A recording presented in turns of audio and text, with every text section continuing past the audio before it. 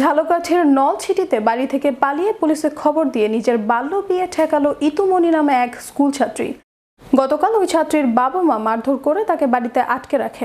শুক্রবার বিকেলে প্রবাসী এক ছেলের সঙ্গে বিয়ের কথা ছিল তার। ওই ছাত্রী সকাল 6টার দিকে কৌশলে বাড়ি থেকে পালিয়ে এক বান্ধবীর বাসায় যায়।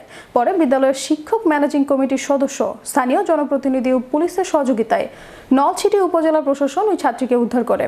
নলছিটি থানার এসআই মফিজুর রহমান জানান, ওই স্কুল ছাত্রীকে উদ্ধার করে তার মা বাবার জিম্মায় দেওয়া হয়। 18 বছর পূর্ণ না হওয়া পর্যন্ত তাকে বিয়ে দিতে নিষেধ করা হয়।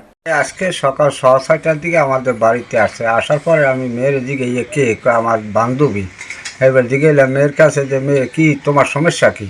কইছে আমার মা এবং বাবা এরা জোর জুলুমে মারিয়ে ধরিয়ে আমার বাড়ির পাশে এক ছেলের কাছে বিয়ে দিতে চায়, তা আমি বিয়ে রাজি না। যে আরে হেডমাস্টার কাছে ফোন দিছি, হেডমাস্টার বললো কি তুমি ওই দপ্তরি হের বাড়িতে যাও, আমি দেখি কি করা যায়। সেখানে গেছে, যাই দেখে কেসি গেট দেওয়া যে আরে অন ঢুকতে না পারি। আবার হেডমাস্টারকে ফোন দিয়েছে, হেডমাস্টার বলছে যে তুমি তো এখন কী করবা? ও আবার মেয়ে বলছে যে তা আমার এক বান্ধবী আছে পূর্ণিমা, ওগো বাড়িতে যাই, কথা যাও। ওইখানে আসার পরে এখানে নিরাপত্তায় আছে যে আরে পরে আমি এই মানে রাজ্জাক ভাই উপজেলা চেয়ারম্যান এগো আমি জানাইছি, ওই ইউনিয়নের চেয়ারম্যান এগো জানাইছি, কইছে রাস্তা দিয়ে আমরা কী ব্যবস্থা করতে পারি।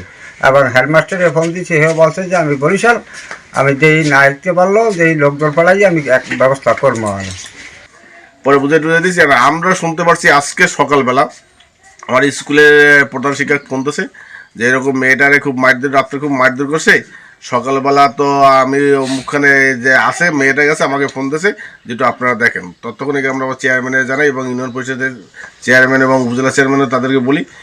এরা বলছে যে এরা স্কুলের ম্যানেজিং কমিটির সদস্য, যেহেতু তুমি আসো তুমি সব জায়গায় এটা নক করো, দেখো এটা একটা ফয়সলা দিতে পারবে না। এরপর তার গার্ডিয়ানের ফোন করছি, তার বাবা ফোন ধরে না। তার এক ভগ্নিপতির ফোন দিছি, সে যুবলীগের ওই ওয়ার্ডের সভাপতি, সে বলছে যে আমরা এটা বিষয়ে কিছু জানি না, তবে আমরা জানি আমি জানাইতেছি। আবার দেওয়ার কোনো সময় ফোন দিলেও ফোন ধরে না এবং কথা বলে না, বলছে আমরা লোক পড়াইতে আছি।